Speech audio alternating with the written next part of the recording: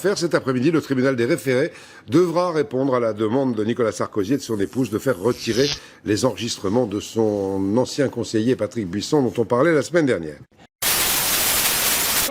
Et elle a expliqué lundi soir sur le plateau, vous le savez qu'elle avait été au courant que plus tard, mais elle a expliqué à l'instant qu'il y avait eu un malentendu sur le plateau de TF1.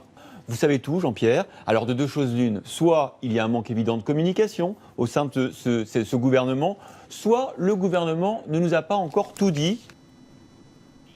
Oh, pardon. Voilà, cette perturbation tempétueuse, c'est le terme officiel. Météo France dit même tempête ce soir. Ah bon, d'accord, oui, on est passé à la tempête. tempétueux. Bon, bah, très bien. Est-ce qu'on sait, Evelyne, comment vont se déplacer ces vents dans les heures qui viennent? Oui, tout à fait. Je vous ai même fait une animation, Julien, concrètement, pour qu'on voit ce qui va se passer. Donc, on a vu que ça souffle déjà très fort. Ce soir,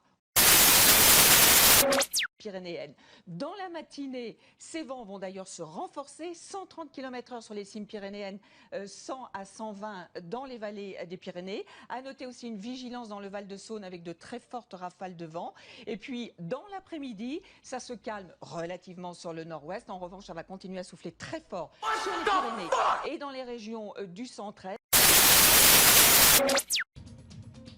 Madame, monsieur, bonjour. Dans l'actualité de ce samedi, les grands départs en vacances de février.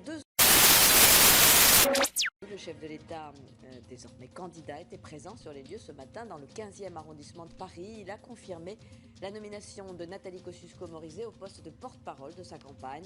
Le ministère de l'écologie sera rattaché à Matignon. Pour le couple de pandas chinois arrivés au mois de janvier aux eaux de Beauval, ils se sont acclimatés. Nombreux accidents, notamment près de Chambéry, où un car transportant des touristes russes s'est renversé sur une bretelle d'autoroute. Bilan 20 morts, dont 3 graves.